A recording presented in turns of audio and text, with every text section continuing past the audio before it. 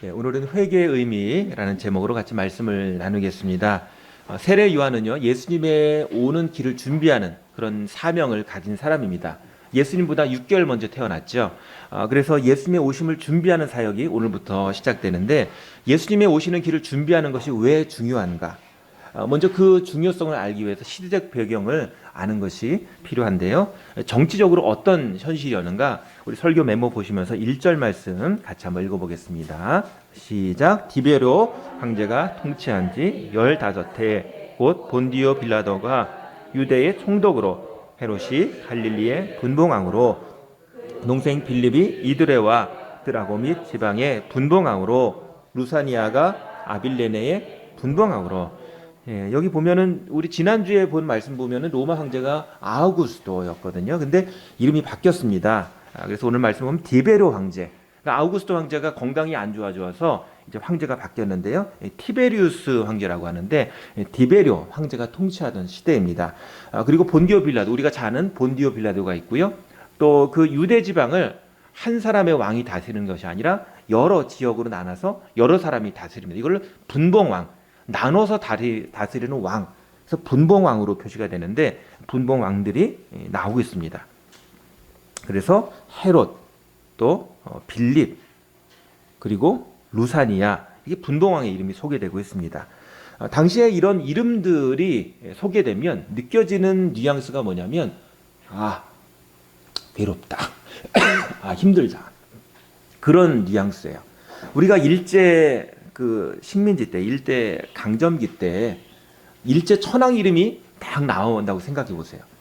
그리고 조선 총독부의 그 관리들 이름이 딱 나온다고 생각해 보세요. 이토, 히로부미. 그렇게 나오면 마음이 좋은가요? 안 좋죠. 오늘 1절에 있는 로마 황제 이름, 또 분봉왕들, 그런 이름들을 들으면 마음이 답답한 겁니다.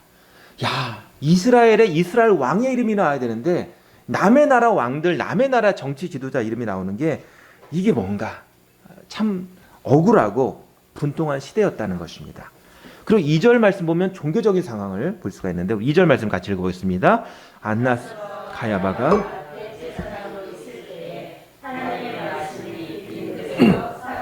아들 요한에게 임한지라. 여기 보면 대제사장이 2명이 나오죠. 안나스와 가야바. 안나스는 장인이고요. 그리고 가야바는 사위입니다. 그런데 대제사장은 원래 1명이어야 돼요. 근데 2명이 나옵니다. 물론 관계가 장인이고 사위, 뭐 친척 관계라서 그렇게 나올 수 있겠지만, 중요한 것은 이 두 사람의 이름이 나온다는 것은 뭐냐면 이미 은퇴했음에도 불구하고 안나스라는 사람이 자기 세력을 꾸리고 있다는 거야. 안 물러나고 정치 세력을 나름대로 꽉 잡고 놓아주지 않고 있다는 것입니다. 종교적인 면인데 정치적으로 싸우는 것도 아니고 두 사람 이름이 나오고 있어요. 그러니까 종교적으로도 뭔가 좀 세력 다툼이 나오고 문제가 있다는 것입니다. 그런데 하나님의 말씀이 어디에 임했을까요? 지금 2절 말씀 보면은 하나님의 말씀이 어디에 임했다고요? 빈들에서. 누구한테요? 사가랴의 아들 요한에게 임한지라. 대제사장도 아니고 빈들에 있는 이 한 사람 요한에게 임한 겁니다. 이 시대는 갈급한 시대입니다. 정치적으로 갈급하고 종교적으로 혼탁하고, 그런 시대에 말씀이 어디에 임했는가? 빈들에 임했습니다. 지난주에 살폈듯이 로마의 이런 압제 가운데 사람들이, 어떤 사람은 유대 지도자들은 현실에 타협했어요. 어쩔 수 없지. 그리고 타협한 사람도 있었고요. 또 어떤 사람은 싸운 사람이 있습니다. 마카비 전쟁이라는 것이 벌어져가지고 많은 사람들이 죽었습니다. 죽기까지 투쟁을 했어요. 열심당이 있고 또 그 사람들이 남아가지고 테러를 일으킵니다. 또 어떤 사람은 죄송합니다. 현실을 도피해가지고 사막으로 간 사람이 있어요. 에세네파라고 그러죠. 사막에 가서 아무도 없는데 거기서 하나님 말씀 연구하면서 사는 겁니다. 또 반면에 어떤 사람은 하나님의 말씀을 기다리면서 인내한 사람도 있었습니다. 그 사람이 시므온과 안나지요. 그런데 말씀이 어디에 임했는가? 예루살렘 성전에 임하지 않았어요. 이 대제사장들에게 임하지 않았습니다. 당시에 예루살렘 성전은 어떤 성전이었냐면 솔로몬이 지은 그 성전보다 더 컸어요.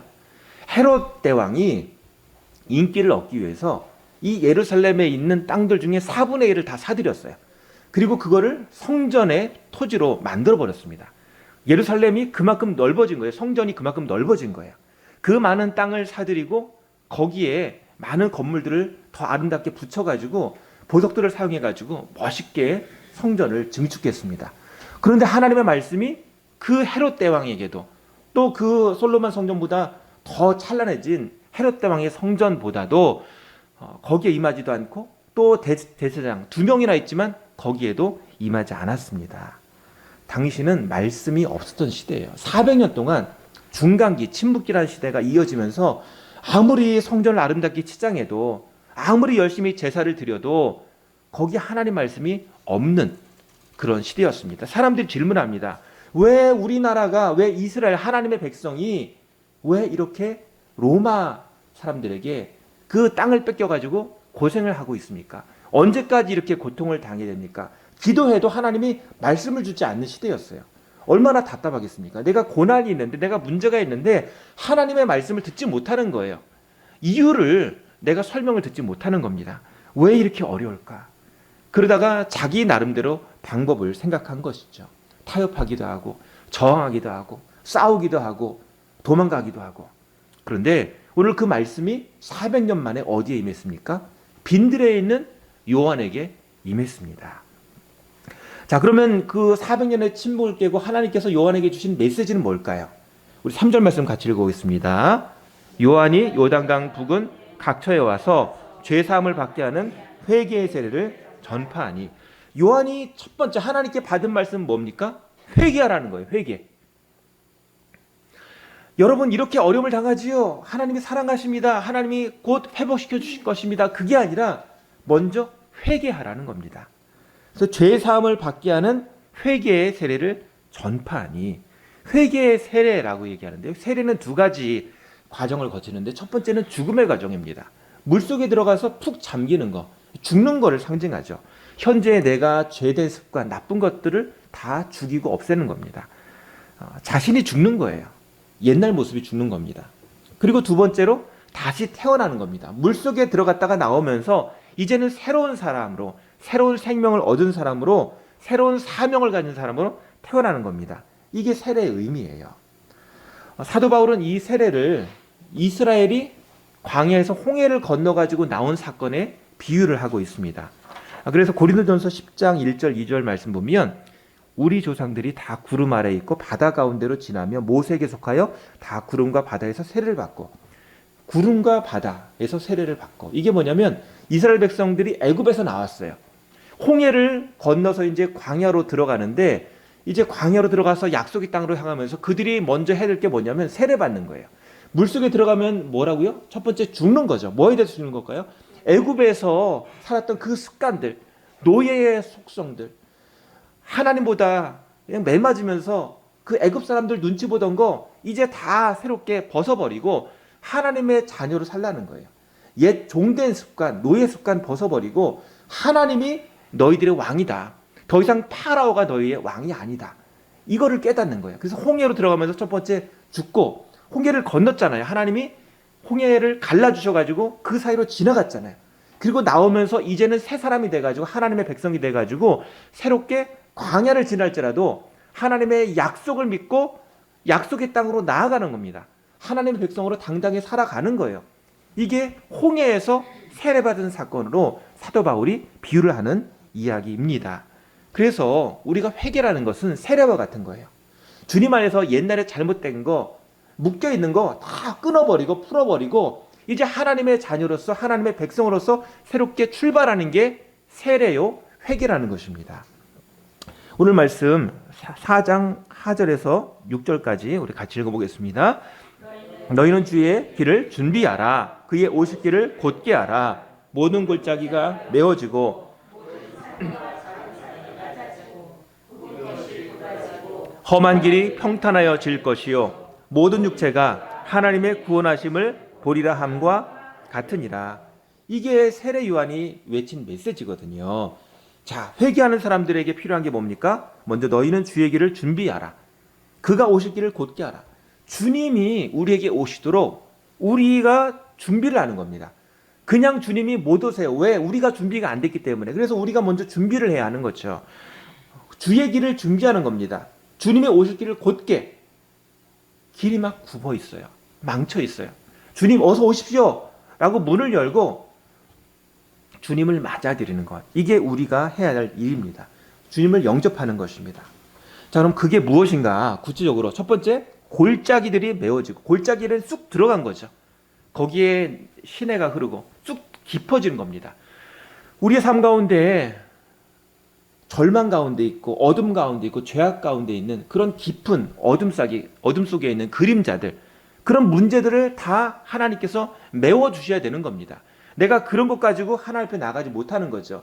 내 발목을 붙잡고 있는 그런 옛 습관들, 옛 상처들을 벗어버리고 주님 앞에 담대하게 나가는 것. 이게 골짜기가 메워지는 거예요.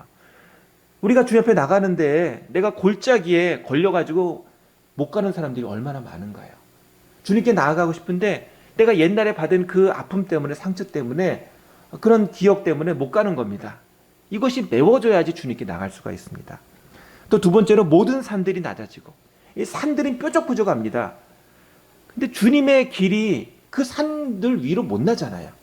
내 교만함을 낮아지도록 내가 주님 앞에 엎드리는 게 바로 회개입니다. 내 중심주의, 인본주의, 내가 노력해서 내가 자랑하는 것, 내가 의지하는 것, 그런 것들을 다 내려놓고 나가는 게 바로 주님 앞에 나가는 것입니다. 내가 다 붙들고 나갈 수가 없어요. 내가 짊어지고 있는 그런 짐들을 내려놔야 하는 거죠. 내가 이거 갖고 가야 돼, 틀어지고 있는 것들을 내려놔야 돼요. 주님 보시기에는 아무것도 아닌데 붙잡고 있잖아요. 어린아이들 보면은 정말 아무 쓸데가 없는데 그거 갖고 와야 된다고 막 잡고 있잖아요. 더러운데 그걸 내려놓고 손을 씻어야 되는데 붙잡고 있잖아요.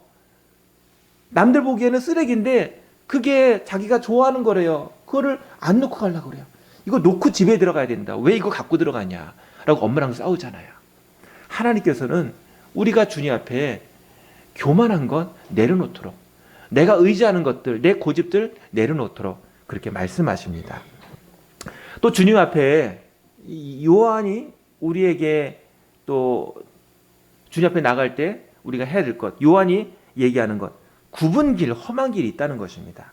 주님 앞에 나가지 못하고 순종하지 못하고 게으르고 미루고 하는 것들, 내가 알지 못하고 또 삐뚤어진 마음들, 이런 것들이 굳어져야 되는 거예요.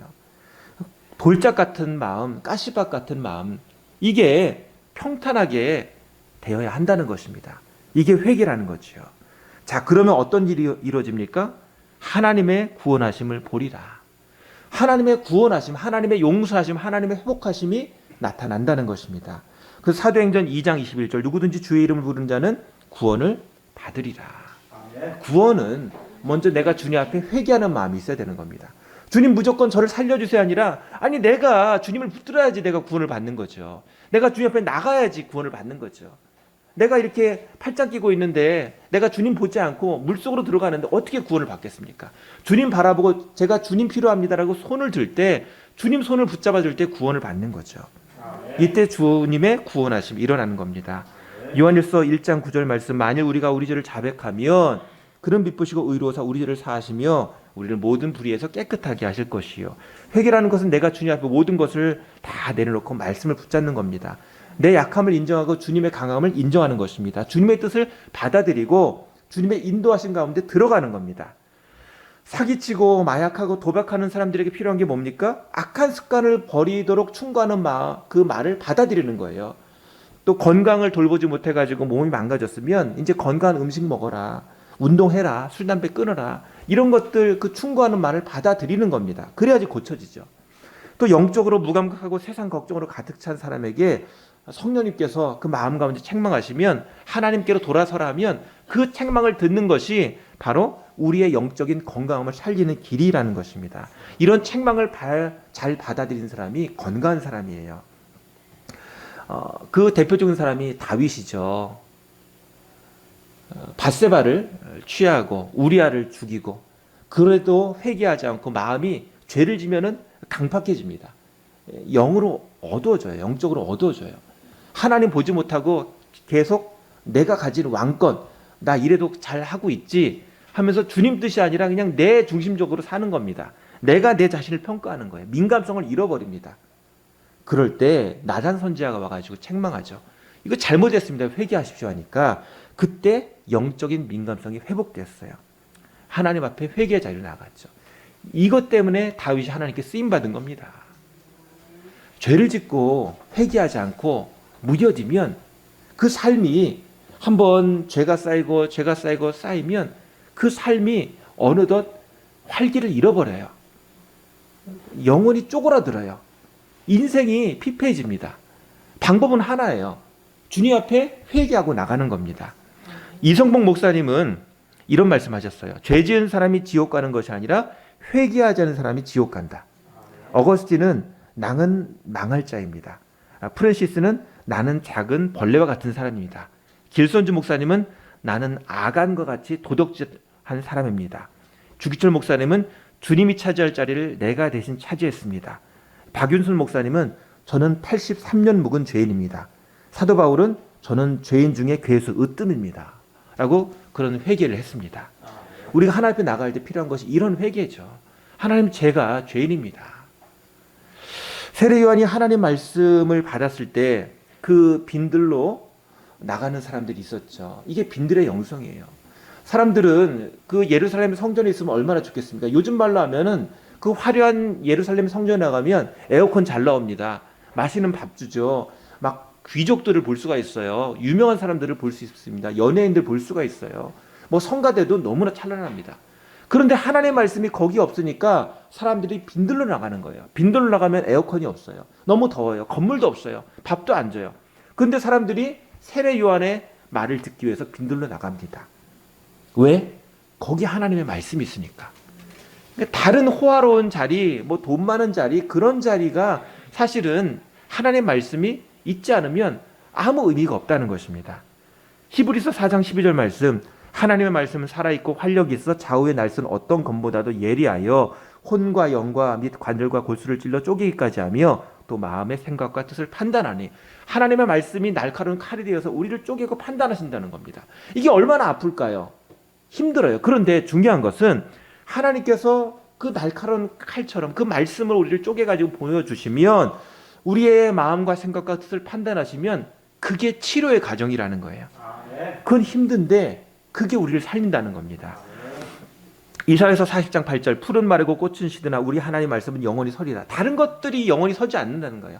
하나님의 말씀이 우리를 서게 하신다는 겁니다. 하나님 말씀 들으면 부담되죠. 피하고 싶어요. 근데 들으면 사는 거예요. 들으면 변화되는 겁니다. 양약고구라는 고상성어가 있어요. 좋은 약이 쓰다는 거예요. 좋은 약이 입에 씁니다. 그런데 좋은 약이 필요하죠. 간신은 왕이 좋아하는 말만 해요. 근데 충신은 왕에게 그런 듣기 싫은 얘기를 하는 사람이 충신이죠. 좋은 친구는, 진짜 좋은 친구는 친구가 바른 길을 가지 않을 때 쓴소리를 할 수 있는 친구가 좋은 친구입니다. 회개라는 것은 하나님이 우리를 사랑하셔가지고 우리에게 책망하실 때 그 말씀을 아멘으로 받는 그 사람에게 임하는 겁니다. 회개는 자기 연민, 자기 후회가 아니에요. 아유 슬프다, 내가 잘못 살았구나라고 울고 끝나는 것이 아니라 하나님의 말씀을 받아들이는 것이 회개입니다. 그리고 말씀을 받아들이고 실천하는 거, 고치는 게 회개예요. 아이들 키울 때 이런 실랑이를 많이 하죠. 너 이거 왜 했어? 이거 할 거야 안 할 거야? 또 할 거야 안 할 거야? 그리고는 이제 그냥 끝나면 안 되니까 몇 대 맞을래? 회초리를 때리죠. 옛날에 저도 회초리 맞아보고 옛날에 막 빗자루도 맞아보고 그랬는데, 맞는 게 왜 필요한 거예요? 그게 해결되는 거예요. 그죠? 내가 잘못된 거를 인정하고 회개하면서 손바닥 맞아가면서 울면서 그때 부모님하고 제 관계가 해결되는 거예요. 그리고 더 중요한 게 있죠. 맞고 끝나는 게 아니야. 아, 맞았더니 시원하네 그러고 잘 맞았다 그러고 끝나는 게 아니라 뭐예요? 고쳐야 된다는 거예요. 부모님 왜 때렸어요? 고치라는 거죠. 회개라는 것은, 하나님께서 원하시는 회개는 고치라는 겁니다. 맞고 시원하네 그러고 가는 게 아니라 하나님 앞에, 주님 제가 정말 고쳐지기 원합니다. 제가 주님 앞에 바르게 되기 원합니다. 이게 참다운 회개예요. 우리 7절하고 8절 상반절 말씀 같이 읽겠습니다. 요한이 세례받으러 나오는 무리에게 이르되 독사의 자식들아 누가 너에게 일러 장차올 진노를 피하라 하더냐. 그러므로 회개에 합당한 열매를 맺고 속으로 아브라함이 우리 조상이라 말하지 말라. 여기 말씀 보면 세례 요한에게 나오는 많은 사람들이 있었는데 그 사람들에게 요한이 얘기하는 게 뭐냐면 독사의 자식들아, 욕하고 있어요. 독사의 자식이 뭐냐면 다른 말로 하면 마귀의 자식이라는 거예요. 이 사탄의 자식들아. 아니 세례 받으러 나오고 하나님 말씀 들어 나오는데 뭐라고요? 이 독사의 자식들아 욕하는 겁니다. 왜 그럴까요? 마태복음 3장 7절에 보면은 이 사람이 누군지 나오고 있어요. 마태복음 3장 7절에 요한이 많은 바리새인들과 사두개인들이 세례 베푸는 데로 오는 것을 보고 이르되 독사의 자식들아 누가 너를 가르쳐 임박한 진노를 피하라 하더냐. 이 대상이 누구예요? 바리새인과 사두개인. 바리새인은 누굽니까? 율법을 잘 지키는 사람이에요. 너무나 잘 지켜가지고 거리에서 기도하고 막 금식하고 그런 사람이에요. 근데 예수님께서 책망하시죠. 너는 겉으로는 멀쩡한데 속으로는 썩었다. 속으로는 하나님을 경외하지 않는다. 속으로는 하나님을 두려워하지 않는다 라고 책망하잖아요. 사두개인은 누굽니까? 사두개인은 당시에 정치 지도자들이 사두개인들이에요. 근데 이들은 부활을 믿지 않았어요. 그냥 현실에 있는 것만 믿는 사람이에요. 이 사두개인이죠. 그냥 현실과 타협한 사람들입니다. 살기 위해서 믿는 그냥 타협적인 신앙. 이것이 사두개인들입니다. 그런데 이들에게 필요한 게 뭐예요? 회개의 열매를 맺으라는 겁니다. 독사의 자식들아 너희가 앞으로 나와서 세례를 받는데 중요한 건 그게 끝이 아니라 회개에 합당한 열매를 맺어야 되지 않겠느냐. 겉으로 거룩한 척하고 그렇게 하지 말고 정말 하나님 앞에 마음을 다해서 회개해라. 고쳐라. 이걸 책망하고 있는 겁니다. 회개에 합당한 열매를 맺으라. 돌이키라는 겁니다. 영적으로 깨어있으라는 거예요. 우리 9절 말씀 같이 읽어보겠습니다. 이미 도끼가 나무 뿌리에 놓였으니 좋은 열매 맺지 않은 나무마다 찍혀 불에 던져지리라. 도끼가 어디에 있습니까? 나무 뿌리. 여러분 도끼질 해보셨나요? 예, 이렇게 어디 캠핑 가거나 하면은 마른 장작 이렇게 패고 할 때 도끼 하죠. 예, 도끼질하면 한 번에 되진 않지만 한 번 도끼질이 시작되면 그 나무는 분명히 베어지게 되어 있습니다. 도끼 뿌리에 그러니까 나무 뿌리에 도끼가 놓였다는 건 뭐냐면 이제 곧 그 나무는 베어질 대상이라는 거예요. 나무꾼이 열심히 이제 나무를 베다가 하나를 다 베고 그 다음 나무 옆에다가 도끼를 놨어요. 그리고 잠깐 물을 마시러 갔다든지 밥을 먹으러 갔어요. 이제 조금 있으면 물 먹고 밥 먹고 돌아오면 그 나무가 대상이라는 겁니다. 이게 나무 뿌리에 도끼가 놓였다는 거예요. 다음 차례라는 겁니다. 아무리 내가 이 나무가 뭐 10년 됐고 이 둘레가 1m, 2m, 3m 되고 아무리 나무가 클지라도 중요한 것은 뭐예요? 열매가 없으면 좋은 열매 맺지 않으면 다 찍혀서 불에 던져진다는 것입니다. 저희 아버지가 청양에서 농사 짓는데요. 2년 전에 제가 좋아하던 복숭아 나무들이 없더라고요.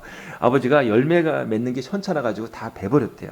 저는 그 현찮하게 조금 열매 맺는 거지만 복숭아가 맛있어가지고 잘 먹었는데 조그맣지만 그걸 다 베버렸습니다. 작년에는 또 제가 좋아하는 포도나무를 다 베드렸더라고요. 열매가 현찮아서 다 뱄다는 거예요.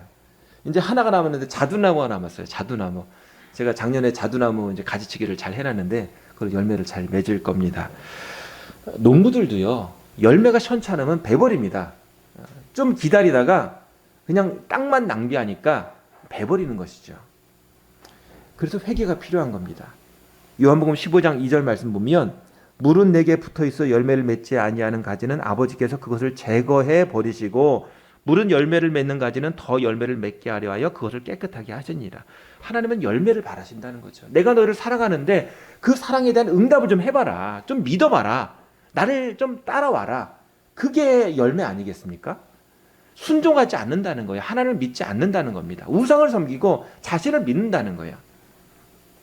또 열매를 맺는 가지는 뭘 하신다고요? 열매를 맺게 하려 하여 그것을 깨끗하게 하시냐. 깨끗하게 한다는 게 뭐냐면 가지치기예요.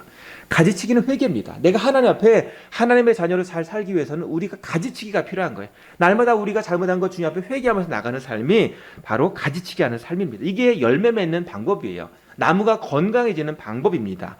영적으로 비만에 빠지지 않도록 내가 습관에 안주하지 않도록 날마다 주님 앞에 나를 돌아보고 회개하면서 나가는 겁니다.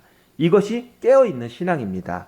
요한복음 15장 5절 나는 포도나무에 너희는 가지라 그가 내 안에 내가 그 안에 거하면 사람이 열매를 많이 맺나니 나를 떠나서는 너희가 아무것도 할 수 없음이라. 하나님 앞에 붙어 있는 겁니다. 아버지 하나님 앞에 붙어 있는 거예요. 그렇게 깨어 있는 신앙입니다. 붙어 있으면 쉽지 않은 게 하나님 말씀으로 우리에게 말씀을 들려주시면 내가 아프잖아요. 이거 고쳐야 되는데 이러면 안 되는데. 근데 그게 우리에게 약이 된다는 겁니다. 주님 앞에 믿음으로 나가는 겁니다. 너 두려워하지 말고 이거 믿음으로 해. 담대하게 믿음으로 한번 해봐. 쉽지 않지만 이게 회개의 능력이라는 거예요. 주님 믿음으로 살겠습니다. 기도하며 살겠습니다. 믿음으로 주님 앞에 한 걸음 한 걸음 옮기겠습니다. 앞에 두려움이 있지만 믿음으로 용기를 찾겠습니다. 내가 갈 길을 주님으로부터 찾겠습니다. 이게 믿음의 열매라는 거죠. 우리 마지막으로 첫 번째 봤던 2절 말씀 다시 한번 읽겠습니다. 안나스와 가야바가 대제사장으로 있을 때에 하나님의 말씀이 빈들에서 사가랴의 아들 요한에게 임한지라. 우리에게 필요한 것은 하나님의 말씀이 빈들에 임하잖아요. 빈들의 영성이에요. 우리가 부유한 데에 있다고 하나님의 말씀이 우리 안에 임하는 것이 아니라 우리의 말씀이 가난해져야 되는 겁니다. 광야로 나가는 거예요. 그래서 그곳에서 주님 바라보는 거죠. 이게 빈들의 영성입니다. 광야 같은 세상에서 주님 바라보는 게 빈들의 영성입니다. 아무리 좋은 차도요, 연료가 없으면 아무 소용이 없습니다. 영적으로 채워지지 않으면 가다가 서버리는 거예요. 그래서 아침에 우리가 하나님 말씀 묵상하고 기도하는 게 왜 그렇죠? 우리가 영적으로 살려면 하나님 말씀 필요하니까. 우리가 밤에 기도하는 거 왜 기도합니까? 하나님 말씀으로 우리 가정을 위해서 기도하는 거 아니겠습니까? 그러지 않으면 우리 인생이 가다가 서버려요. 우리는 만능 자동차가 아닙니다. 우린 가다가 고장나요. 소모품이에요. 하나님 말씀으로 살아가는 겁니다. 이게 깨어있는 영성입니다. 살다가 힘들면 더 기도해야 되는 거예요. 이렇게 힘들지 그러고 넘어있는 게 아니라 더 주님 앞에 나가고 더 주님 앞에 나가는 게 깨어있는 영성이에요. 내가 광야로 나가는 것, 그게 나를 살리는 방법입니다. 매일 주님 앞에 회개하고 주님 말씀으로 살아가는 겁니다. 1983년에 대한항공 비행기가 뉴욕을 출발해가지고 서울로 오는 도중에 소련의 그 사할린 상공을 지나가다가 추락해서 사라졌어요. 왜 사라졌는가? 소련의 전투기가 미사일을 쏴가지고 이 비행기가 완전히 추락해서 다 죽었습니다. 269명이 다 목숨을 잃었는데요. 사고의 원인이 뭔가 조사를 해보니까 비행기 기장이 비행기 위치를 잘못 판단했어요. 옛날에는 이 기술이 발전이 덜 돼가지고 비행기 출발하는 점으로부터 시작해가지고 비행기의 방향과 거리를 좌표를 계산했다고 합니다. 그런데 기장이 뭘 실수했냐면 출발점을 잘못 잡은 거예요. 출발점 좌표를 잘못 입력한 겁니다. 그러니까 비행기가 한참 가는데 나중에 보니까 이게 아니에요. 그러면 그 당시 기술로는 비행기 길을 다시 잡으려면 다시 돌아야 되는 거예요. 비행기를 회항해가지고 처음부터 다시 출발해서 방향을 잡고 나가야 되는데 비행기를 한참 가다가 돌이키면 뭐가 문제인가요? 기름을 낭비하잖아요. 그 비싼 비행기 기름을 낭비하니까 또 나중에 자기가 책망을 받는 사유가 되잖아요. 그러니까 이 정도면은 내가 할 수 있어. 그리고는 나침판을 보고 추측해가지고 방향을 꺾은 겁니다. 그랬더니 이 비행기가 소련 영토로 들어간 거예요. 그래가지고 사할린 그 상공에서 소련 전투기가 오니까 이 대한항공 비행기 오기 전에 바로 미국의 정찰기가 지나갔대요. 이 미국의 정찰기가 어떻게 생겼냐면 민간 항공기랑 똑같이 생겼어요. 여객기랑 똑같아요. 비행기가 큰데 거기에 사람이 안 타고 정찰하는 기계가 담겨 있는 거죠. 근데 그 다음에 이 여객기가 오니까 이것도 또 정찰기다라고 생각한 거예요. 그리고는 미사일기를 쏴가지고 추락시킨 거죠. 이 사건 이후로 변화된 게 뭐냐면 미국에서 GPS를 개방했습니다. 그 전까지는 GPS라는 게 군인들이 쓰는 거였어요. 근데 이 사건이 있고 나서 GPS를 민간에게 무료로 개방했습니다. GPS가 뭐죠? 우리 핸드폰 다 위치 추적이 되잖아요. 당시에는 비행기가 가는데 위치를 알 수가 없는 거예요. 정확한 위치를 알 수가 없는 겁니다. 지금은 GPS로 정확한 좌표를 알게 되었죠. 우리는 우리의 길을, 인생길을 살아가면서 추측하면 안 됩니다. 출발이 잘못되면 다 끝날 수가 있어요. 하나님의 말씀을 듣고 좌표를 수정하는 겁니다. 그게 깨어있는 영성이에요. 매일매일 살아가면서 하나님 말씀 보면서 기도하면서 내가 정말 제대로 살고 있는가, 우리의 좌표를 수정해 나가는 것입니다. 베드로전서 5장 8절 근신하라 깨어라 너희 대적 마귀가 우는 사자같이 두루다니며 삼킬 자를 찾나니. 고린도전서 16장 13절 깨어 믿음에 굳게 서서 남자답게 강건하라. 믿음으로 깨었기를 소망합니다. 이 시간에 기도하겠습니다. 기도할 때 하나님 회개합니다. 주님의 말씀으로 채워지게 하여 주시옵소서. 우리가 비어있지 않게 하여 주시옵소서. 방황하지 않게 하여 주시옵소서. 주님의 말씀 따라 돌이키게 하시고 교만한 거 낮아지고 상처와 문제가 덮여지게 하시고 주님을 따르는 능력 있는 삶 되게 하여 주시옵소서. 죄를 자백하고 우리의 삶을 고쳐나가며 매일매일 주님을 향해서 좌표를 수정하며 나가는 삶이 되어지게 하여 주시옵소서. 이 시간 같이 기도하시겠습니다. 아버지 하나님, 우리의 삶의 문제를 주님 앞에 가지고 나갑니다.